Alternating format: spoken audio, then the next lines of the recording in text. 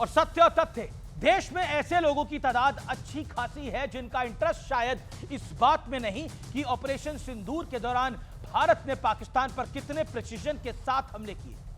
उन्हें इस बात में ज्यादा दिलचस्पी नहीं है कि भारत ने सिर्फ पाकिस्तान को ही हराया, बल्कि पर्दे के पीछे छिपे टर्की और चाइना को भी धोया मारा।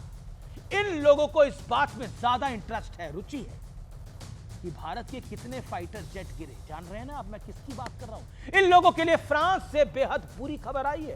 फ्रांस की खुफिया एजेंसियों ने बहुत बड़ा दावा कर डाला है। उनका कहना है कि चीन ने अपनी इज्जत को बचाने के लिए राफेल गिराए जाने वाले झूठे नैरेटिव को फैलाया। दावा यह भी है कि चीन ने अपनी एम्बेसियों के जरिए इस झूठ का प्रचार किया ताकि पाकिस्तान में ध्वस्त हुए चीनी एयर डिफेंस सिस्टम और दूसरे हथियारों की पोल पट्टी दुनिया के सामने ना खुले। लेकिन सच कहां छुपने वाला था। रिपोर्ट में दावा किया गया कि चीन चाहता था कि राफेल युद्ध के लिए अनफिट साबित हो जाए ताकि चीन लड़ाकू विमानों की मार्केटिंग हो सके। लेकिन असल में इंडियन एयरफोर्स के जाबाजों ने राफेल से पाकिस्तान में ऐसा वार किया कि चीनी सामान की ना गारंटी बची और ना ही कोई वारंटी।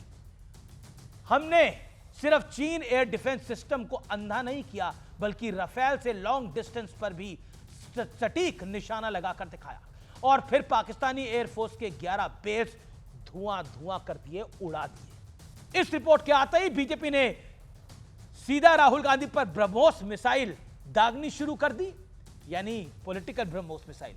बीजेपी कह रही है कि राहुल गांधी क्यों जानना चाहते थे कि कितने राफेल गिराए गए। राहुल गांधी ने पूछा, जिसका अन्य ऑपोजिशन पार्टी ने भी ऑब्जेक्शन किया। साथ ही हाल ही में याद दिलाया कि राहुल गांधी ने 2023 में भारत को मिलिट्री इनोवेशंस के मामले में चीन से सीख लेने की नसीहत दी थी। 2022 में चीन की तरह बॉर्डर इलाकों में ड्रोन तैनात करने की भी नसीहत दी थी राहुल गांधी ने। और 2021 में चाइनीज स्टाइल सर्विलांस ड्रोन के इस्तेमाल ना करने पर सवाल भी खड़े करे थे। बीजेपी तो राहुल गांधी के उस एमओयू को भी याद दिला रही है जो कांग्रेस पार्टी और शी जिनपिंग की पार्टी के बीच साल 2008 में हुआ था, जब कांग्रेस की सरकार थी। और ध्यान देने वाली बात यह है कि उस एमओयू का एजेंडा आज तक किसी को नहीं पता। यानी सेना के शौर्य पर सवाल उठाकर सरकार को घेरते घेरते कांग्रेस खुद घिरती हुई दिख रही है।